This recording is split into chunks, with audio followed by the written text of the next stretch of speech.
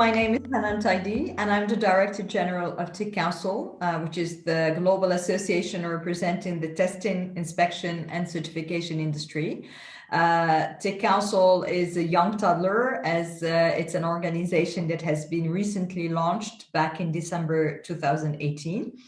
Born from the merger of former global TIC industry organizations, IFIA, which was the International Federation of Inspection Agencies that I have joined back in 2016, and the International Confederation of Inspection and Certification Organizations, SEOC, that was the European sister organization. TIC Council today brings together more than 90 member companies and organizations from around the world to speak with a unified and strong voice. Our key role is to represent the TIC sector to key stakeholders, be it policymakers, be it industry allies, or be it consumer organizations, and to raise awareness about the instrumental role our sector plays in ensuring safety and security. To such end, we engage with governments and key stakeholders around the world on key topics around digitalization, sustainability or ESG, international trade, or the safety of products to support them find effective solutions that protect the public, facilitate trade, and support innovation.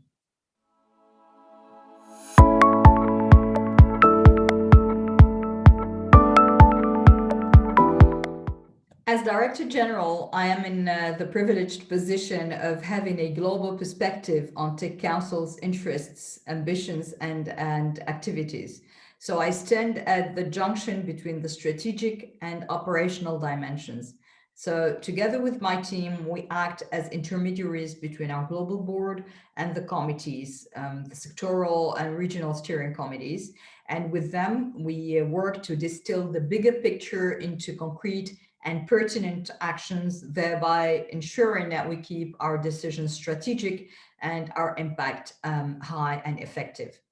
So for the TIC sector to be impactful, we need to be visible and keep working to raise awareness of the role and added value of independent TIC services.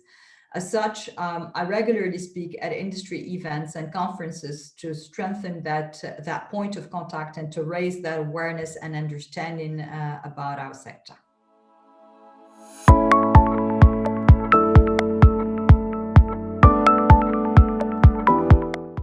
To date, my career has been quite varied and very rewarding.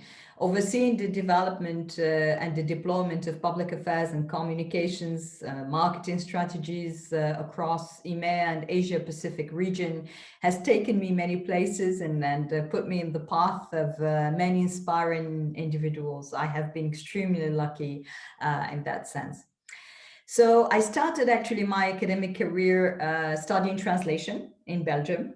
Then I switched to literature and languages. That's my passion in life. And I graduated from Abdelmalik Saadi University in Morocco with a Bachelor of Arts in English Language and Literature. I came back to Belgium, obviously, and I began my career working with Brussels-based think tanks, which gave me an insight into the world of European affairs. From there, I joined the plastics industry, initially at Plastics Europe, based in Brussels. And there I led Plastics Europe communications efforts in Europe together with a team of regional communications managers. After 16 years in Plastics Europe and representing the plastics industry in Brussels and in Europe, I moved to DuPont de Nemours in the European headquarters in Geneva, where I led marketing communications efforts for the Performance Polymers business unit. And I developed and directed integrated marketing communication strategies. I was a member of the regional leadership team there. Following that, I was appointed as Director General of the former International Federation of Inspection Agencies, IFIA. And together with my colleague and former Secretary General of SEOC, Drewin Nieuwenhuis, we worked relentlessly during 2 years. That was a fantastic roller coaster to merge IFIA and SEOC and to form TIC Council, bringing together thus our 90 plus members. When I was still with Plastics Europe back in 2012, I think, I was approached by the European Commission, at that time DG Research and Innovation, to act as rapporteur of an expert group that was tasked to produce a report on the approach to systemic eco-innovation within the circular economy. Since then, I'm regularly approached to support as evaluator or expert for the European Commission on projects related to sustainability or circular economy, which is yet another topic which is very close to my heart. I also, when time allows, enjoy delivering university lectures on public affairs, crisis communications, or change management. Et voilà, this is a quick whistle stop tour of my career so far.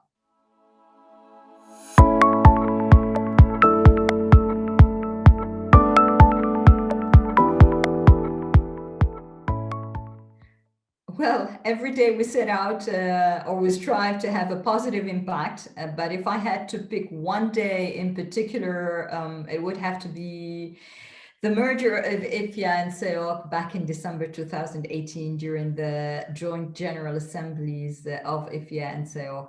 It was an extremely exciting period, knowing that by uniting our respective memberships, we would be able to speak with a far greater impact using one voice on behalf of over 90 organizations. So that remains a memorable day in my career, that December day in Paris.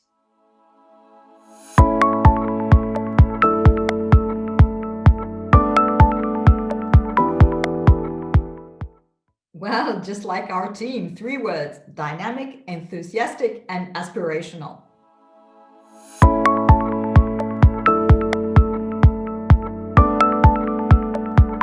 Well, remote activities serve to enable conformity assessment bodies to perform on-site inspections, auditing assessment, and verification methods virtually by means of various technological tools and devices.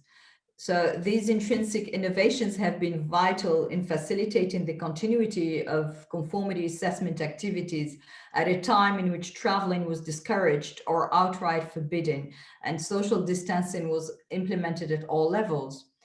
Given thus the importance of remote inspections, it is therefore necessary for us to inspect and discuss with the industry the broader landscape and implications of these new tools, the risk and challenges posed, along with the solutions and lessons learned. We have currently a horizontal task force that comprises experts from various committees, led by the Accreditation and Standardization Committee, that is developing a more elaborate position on the topic. So watch the space for more information on this subject.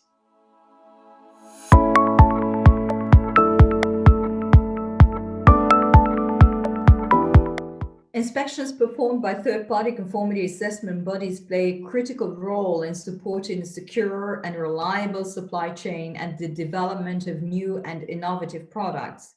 Compared to traditional auditing, remote inspections are mostly change in management and in the modalities of the operations in itself, but the objectives remain the same. A remote inspection should continue to have the same level of robust review as an in-person inspection.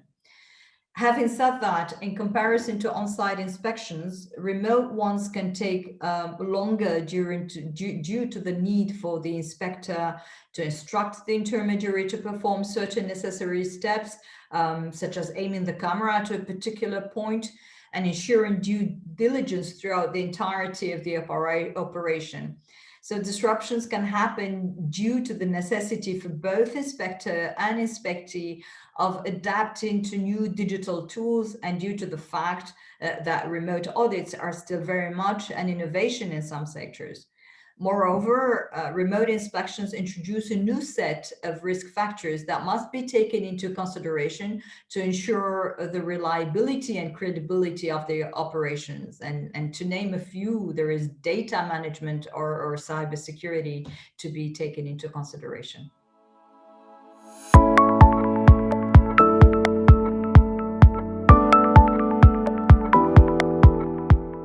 Well, from my perspective, there are a number of key factors at play and a transition period where TIC members can lend their expertise and support.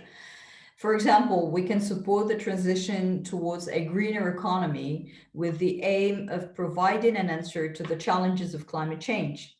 So notably, we help companies to identify energy saving opportunities, aiming to optimize performance and minimize cost. We also work alongside governments to clarify the ecological and environmental impact of their policies. They can rely on the technical expertise of our members in order to better understand and measure the impact of every sector of the economy and climate change. We can also help consumers understand the ecological imprint of everyday products, inform them about their choices, and moreover, we can work towards changing consumers' behavior to make an informed and relevant choice. We can verify if supply chains respect the necessary criteria of durability, sustainability, and thus help the consumers make ethical choices.